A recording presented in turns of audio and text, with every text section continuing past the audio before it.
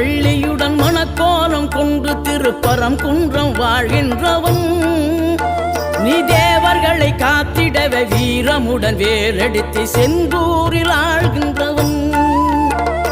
மாங்கனிக்கு கோபம் கொண்டு பார்ப்புகழும் பழனியிலே ஆண்டியன கோலம் கொண்டவன்